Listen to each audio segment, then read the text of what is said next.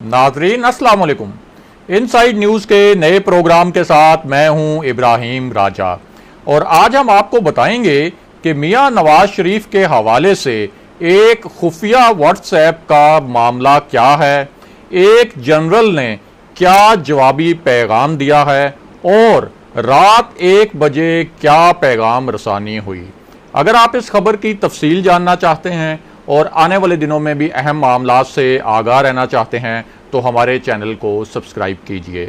और अब बात करते हैं आज के मौजू पर, यानी मियां नवाज शरीफ के हवाले से एक खुफिया व्हाट्सएप का मामला क्या है और एक जनरल ने क्या जवाब दिया है।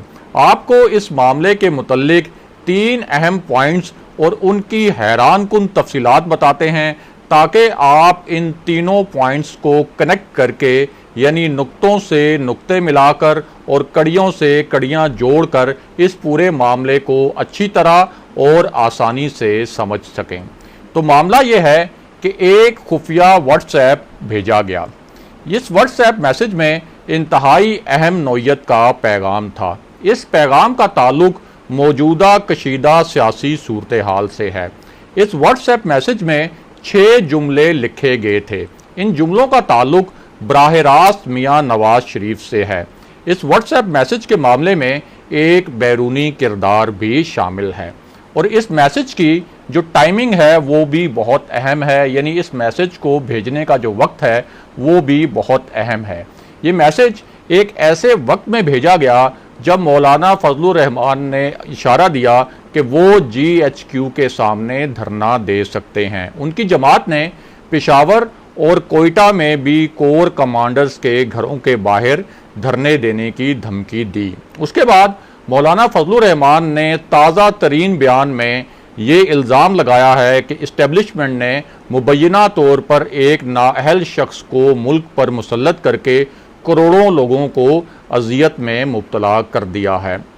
मौलाना फजलुर रहमान ने ये सख्त तरीन अल्फाज भी इस्तेमाल किए कि हमारी पार्टी ने, यानी उनकी पार्टी ने मुल्क आज़ाद करवाने के लिए कुर्बानियाँ दी और अब हम मुल्क को इस्टेब्लिशमेंट के कब्ज़े से आज़ाद करने की जंग लड़ रहे हैं। उन्होंने इल्ज़ाम लगाते हुए कहा कि इस्टेब्लिशमेंट कौम से माफ़ी मांगे और इस हुकूमत की पुष्ट पनाही से पीछे हट जाए। हमें डराने की कोशिश की जा रही है लेकिन हम डरने वाले नहीं हैं और जो लोग हमें डराने की कोशिश कर रहे हैं हम उनके लिए लोहे के चने साबित होंगे। दूसरी जानिब मियां नवाज शरीफ ने एक बार फिर बराह रास्त army chief general Qamar Javed Bajwa और DG ISI जनरल फैज़ हमीद का नाम लेकर उन पर अदालतों से साजबाज करने के इल्ज़ामात लगाए। अब इस पूरी कशीदा सूरत हाल में और गुजरांवाला में जो कुछ होना है उसी तनाजुर में वो व्हाट्सएप मैसेज भेजा गया। ये मैसेज किसने भेजा, इस मैसेज में क्या लिखा था और इस मैसेज के नतीजे में क्या होने वाला है, उसकी पूरी तफसील आपको इसी वीडियो में बताएंगे। लेकिन पहले आपको एक जनरल के जवाब के मामले से आगाह करते हैं ताकि आप इस मामले का जो पस मंज़र है और जो पूरा सियाको सबाक है उसको भी समझ सकें। तो मामला यह है कि मियां नवाज शरीफ ने एक अहम मामले पर इसहाक डार से मशावरत की थी। इसहाक डार से मशावरत इसलिए बहुत ज़रूरी थी कि इस पूरे मामले से इसहाक डार का बराह रास्त ताल्लुक़ था। इसहाक डार ने भी इस मामले के मुतल्लिक कुछ दावे किए थे। इस मशावरत के बाद मियां नवाज शरीफ ने एक तकरीर की और इस तकरीर के दौरान उन्होंने एक वीडियो भी चलाई। ये जो वीडियो थी ये वीडियो पाकिस्तानी चैनल्स ने नशर नहीं की थी। अब इस वीडियो के बाद मियां नवाज शरीफ ने कुछ हैरानकुन दावे किए थे या अपने तौर पर उन्होंने कहा था कि वो कुछ इंकशाफात कर रहे हैं। ये इंकशाफात, इल्ज़ामात और दावे जो हैं वो एक जनरल के मुतल्लिक थे और अब पहली बार इन इल्ज़ामात का बाज़ाब्ता जवाब आया है। पहले आपको मुख्तसरन मियां नवाज शरीफ के इल्ज़ाम के बारे में बता देते हैं और फिर आपको इन इल्ज़ामात का जो जवाब आया है उससे आगाह करते हैं और उसके बाद व्हाट्सएप मैसेज के मामले पर भी बात करेंगे।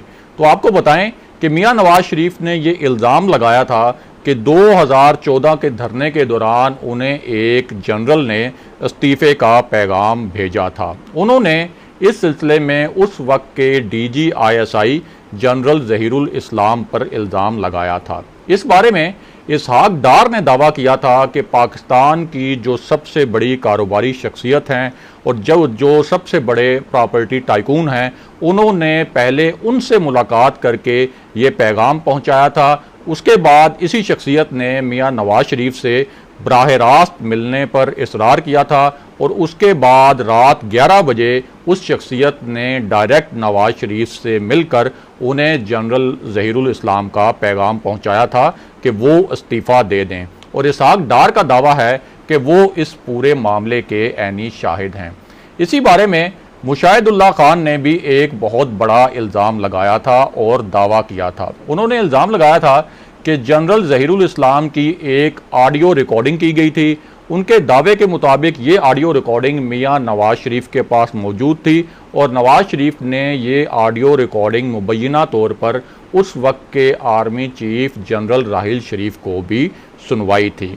मुशाहिदुल्लाह खान के दावे के मुताबिक ये ऑडियो जो थी ये इंटेलिजेंस ब्यूरो ने रिकॉर्ड की थी और ये ऑडियो मुबैना तौर पर मियां नवाज शरीफ की हुकूमत के खिलाफ साजिश के मुतल्लिक थी। ख्वाजा आसिफ ने भी बराह रास्त जनरल ज़हीरुल इस्लाम का नाम लेकर कहा था कि उन्होंने और जनरल पाशा ने नवाज शरीफ के खिलाफ लंदन प्लान बनाया था और उसी के बाद ताहिरुल कादरी ने और तहरीक इंसाफ ने इस्लामाबाद में धरने प्लान किए थे। अब जनरल ज़हीरुल इस्लाम ने पहली मरतबा बाकायदा और बाज़ाब्ता तौर पर इन इल्ज़ामात का जवाब दिया है। जनरल ज़हीर का कहना है कि धरने के मौके पर उन्होंने हुकूमत को एक मशवरा दिया।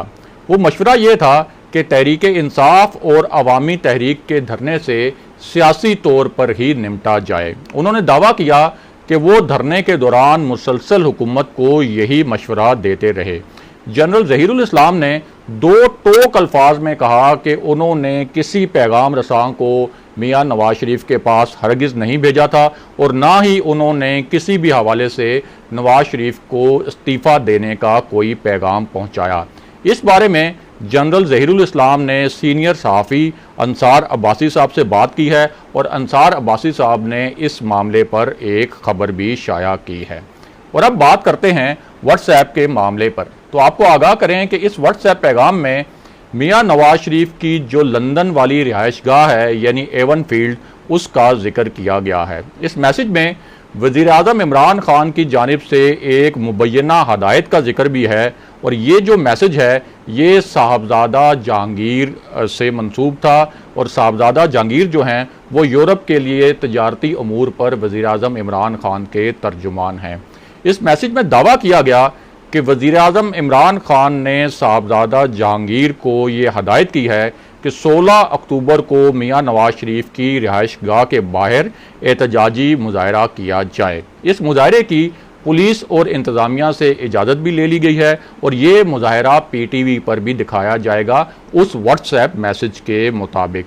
और ये मुजाहरा उस वक्त किया जाएगा जब मियां नवाज शरीफ गुजरांवाला में PDM के जलसे से खिताब कर रहे होंगे। दूसरी जानिब साहबजादा जहांगीर ने यह मुजाहरा करने की और इसका एहतमाम करने की तस्दीक तो की है, लेकिन उनका कहना है कि इस मुजाहरे के लिए कतन वज़ीर आज़म इमरान खान की जानिब से हदायत नहीं की गई थी और वो इस मुजाहरे का इंतज़ाम ज़ाती तौर पर कर रहे हैं। यहाँ अहम बात यह भी है कि तहरीक इंसाफ लंदन में हसन नवाज के दफ्तर के बाहर भी मुजाहरा कर रही है, लेकिन इस मामले में एक ट्विस्ट भी है, यानी एक नया मोड़ भी है।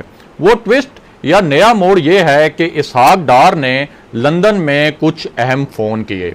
ये फ़ोन उस वक्त किए गए जब नून लीग को पता चला कि तहरीक इंसाफ मियां नवाज शरीफ की जो एवन फील्ड वाली रिहाइशगाह है उसके बाहर भी और जो हसन नवाज का दफ्तर है जो इस वक्त सियासी सरगर्मियों का मरकज़ है उसके बाहर भी मुजाहरे करने जा रही है। इसहाक डार की जानिब से ये फ़ोन लंदन में नून लीग के पार्टी रहनुमाओं को किए गए और उन्हें कुछ हंगामी हदायत जारी की गईं।